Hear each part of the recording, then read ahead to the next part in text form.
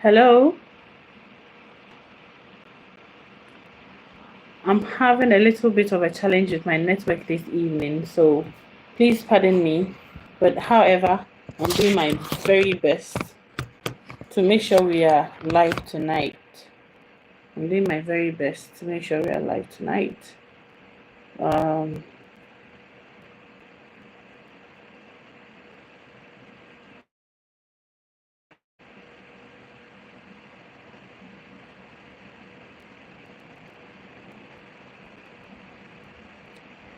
okay, invitation is locked, so we have to go like this. Okay.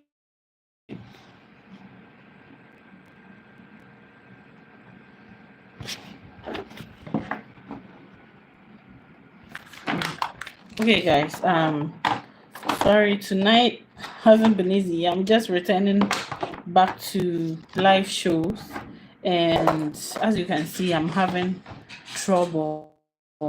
I started the live just a few minutes ago, but apparently um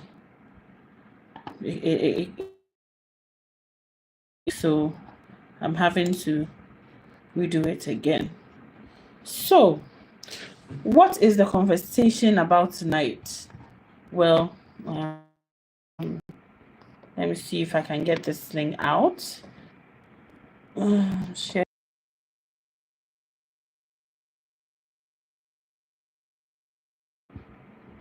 Hello, can anyone hear me?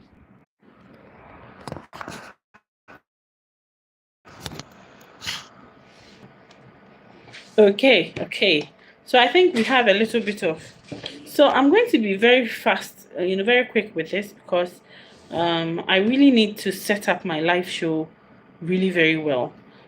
So my apologies for the initial, um, you know, network disturbance, but now we are back. So if you're joining us now, I would love for you to share this live to your friends and family. I mean, it's not sometimes not in the very best of settings, but we are going to improve on this as we go ahead. So let me come back again on this. So a UAE company, okay, a company located in the United Arab Emirates have purchased, okay, or are in the process of purchasing a land size of the United Kingdom, okay, to for some kind of a land size of the United Kingdom for the controversial carbon offset project. Guys, I don't know if you know about the carbon offset project, but today we are going to have a conversation, and please kindly like and share and invite friends to join us because every single African should be interested in this topic. Every single Pan-African, every single person who cares about the continent, its development, and the future for our children tomorrow should care about this very situation. It's happening right under our noses, okay? And I would like to take us a bit into all of this for us to understand what is going on, what is happening. So a firm in the UAE, okay, called Blue Carbon, um, has stricken a deal with Zimbabwe, Zambia. It's not just Zimbabwe, okay. If you go into the CNN story, it says that it's it's signed a deal with Zimbabwe, Zambia, Kenya, Liberia, Tanzania, and are hoping that they can announce this at the upcoming annual United Nations climate summit called the COP28, coming off in Dubai later in the year. According to the report, it says that the company purchased. It's not about the fact that they are purchasing land in Africa. Okay, land purchase in Africa is not anything new, but the quantum of land that has been sold to this company is mind-boggling. And this is land that is supposed to be for future leaders. It's land that is supposed to be saved for our unborn children.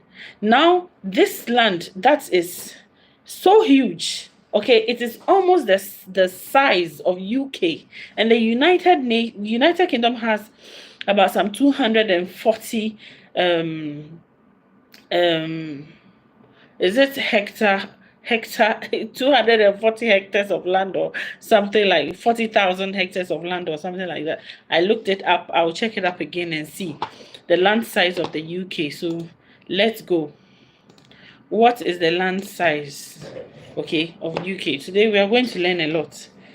What is the land size or total land area of the UK? Total land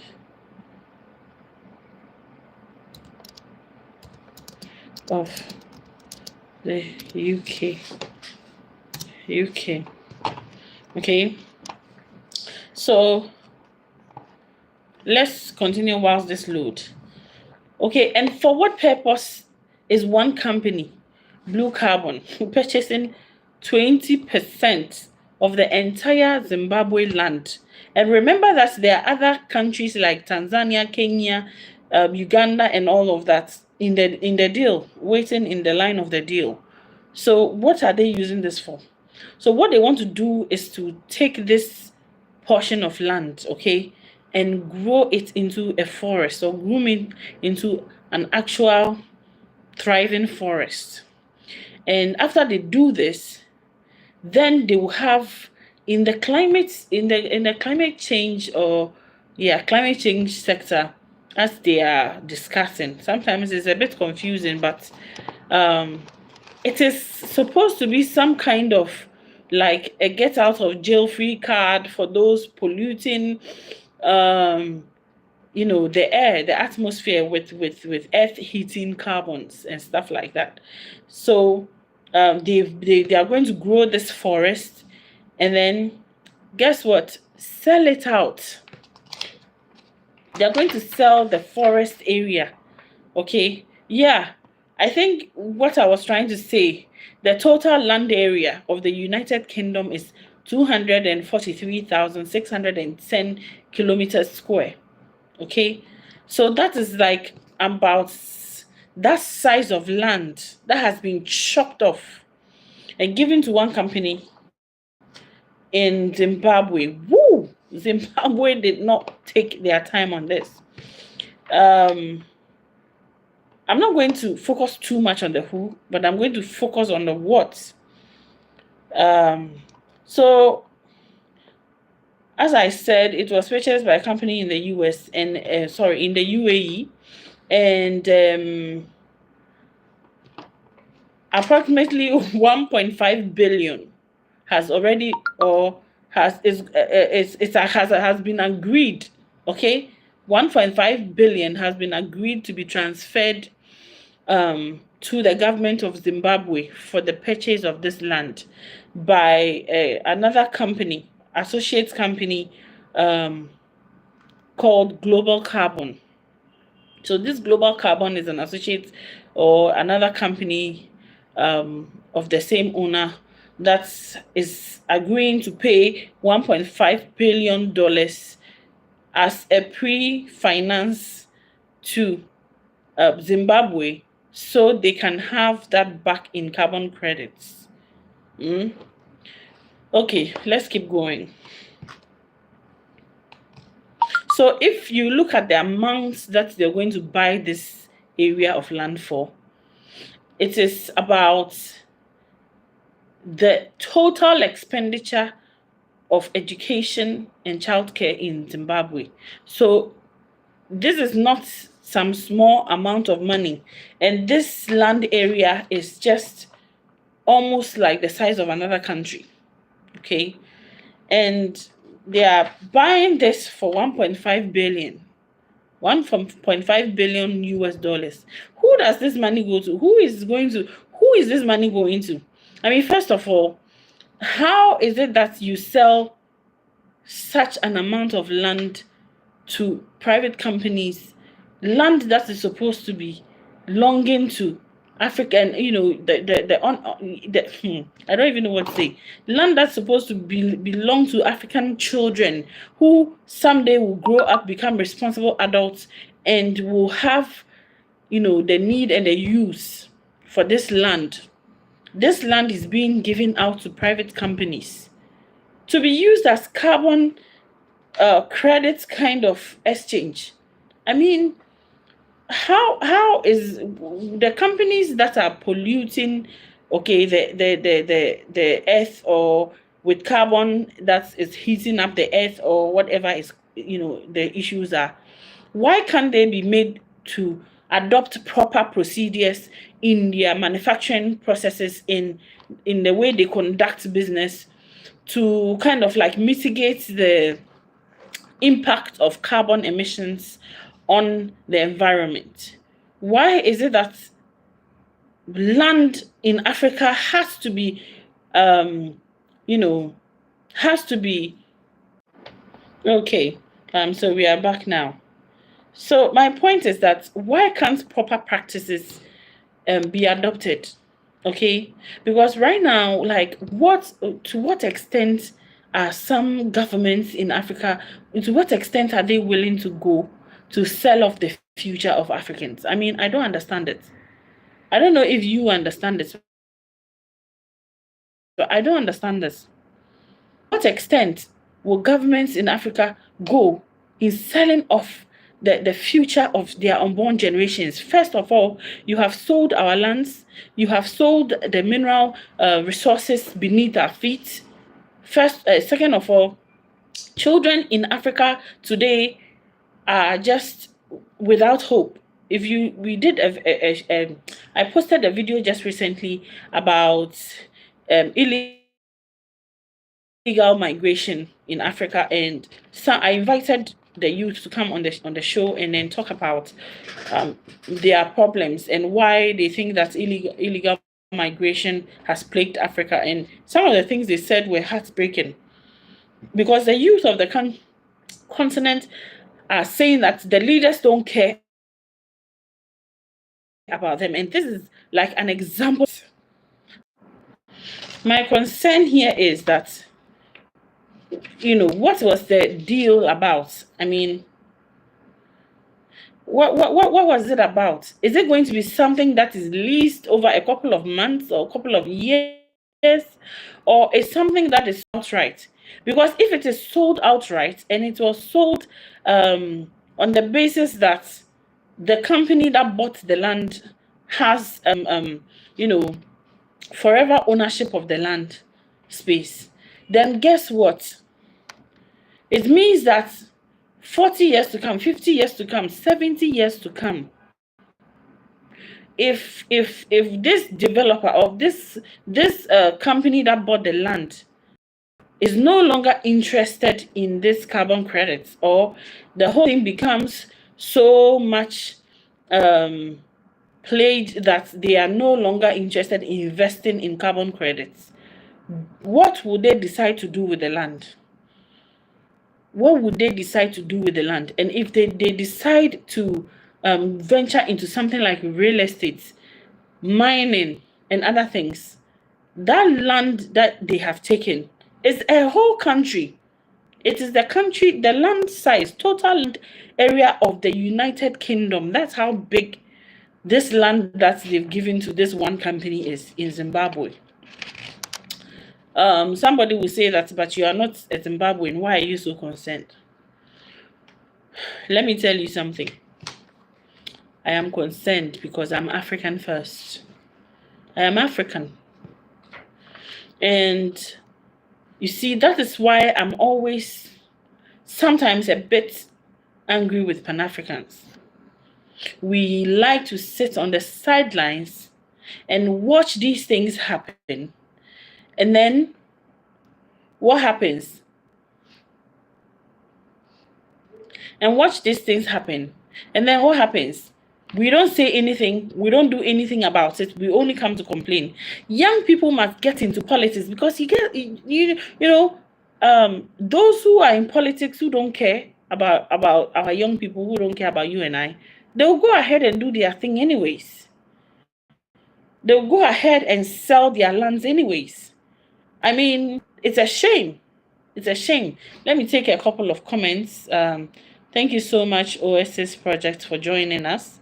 He says that his first comment is, it's so, yeah, it says it's so not worth it at all. It is a shame that the same kind of mentality exists amongst Black people in the US, always so willing to sell assets. I agree. A wise man leaves an inheritance to his children and his children's children. It saddens me that we prove to ourselves to be so unwise. Those we are the ones who possess the wisest in the world. Thank you so much, OSS Project. It says the question, when is the last time a non-Black nation sold any land to any African nation? You see, I've pinned this question because it's so key. If you are here watching, please like the show and kindly share. I'm asking for you to share because I haven't been live for a long time, and coming back to live today, I know that not most people are going to be here, but at least if you share it, it will go out, because this topic is so important right now, you know. So my question is, what were the terms of this deal? We have to be interested in what is happening in Zimbabwe. Like, Mugabe fought so much. Mugabe fought so much. Mugabe literally almost gave up his life trying to secure land back to the people of Zimbabwe. And then a new government takes office, and then all of a sudden, okay, it doesn't sit well. It doesn't sit well. It doesn't sit well. And you know what? With this carbon credit deal, I mean, a lot of people have said that this is the biggest scam of the century. I'm not going to go into that because I don't know the full details. Say that those of us who are, let's say, living in Africa, because for those who have left the continent and gone, they've left the continent and gone. But for those of us who are still living in Africa, this is disappointing, because at what point in time are other nations going to sign on to this and start selling our land? You'll be walking around, going up about your daily job, and then your land, your whole country is sold to some private company, and you don't even have an idea, and you are walking about. I want to see your comments. Please like the show. Let me see your comments and join in the conversation, because let me tell you, a open land size of about the size of the UK, okay, 20% of the land in Zimbabwe has been sold to one company. One company. If 20% of the land can be sold to one company in Zimbabwe, what if the next person who comes in has, it was sold for $1.5 billion, right? So let's see, somebody has $3 billion. How much more land can they get? Another has 5 billion. How much more land can they get? And oh, they are going to say it nice. Oh, it is for carbon this, is for carbon that. My question is, in 10 years' time, in 5 years' time, when the carbon deal is no longer there, when it's no longer a problem, and you have sold this land size to some company, I mean, what are the future leaders of Zimbabwe supposed to do? They've lost land the size of a whole nation. Can you imagine the kind of mineral resources, mineral deposits that will be in this land? Hey, Africa. Africa. For those who say they don't care, those who know those who know what is happening on this continent, and they say they don't care, well, one day we will have to care. Because guess what? People can lie to you that you die once and go. But the point is that you are an eternal being, and you will die and reincarnate and come back to this continent, come back to the land that you are messing up. I honestly don't even know what to say, because it's gotten out of hand. I mean, the question is 50 years from now, when they don't want to deal in carbon credits again, what happens to the land? And that is what, if there are any Zimbabweans watching me here today, those are some of the questions they have to ask their government. Because I don't know if the deal has gone through yet, but if the deal has gone through and the government has taken stock of that amount of money, then there are questions that the people of Zimbabwe should be asking their governments. Okay. And so my question is, why is CNN reporting this, at this time? Could it be that because the UAE joined the BRICS? I mean, that's just a question I'm asking. Let me know. Is it because, do you think this? Okay, so the whole issue is mind-boggling, okay? But secondly, CNN is reporting this. So, I mean, such deals are never reported. So why is this being reported? Could it be about BRICS? That UAE just joined the BRICS? Could it be about that?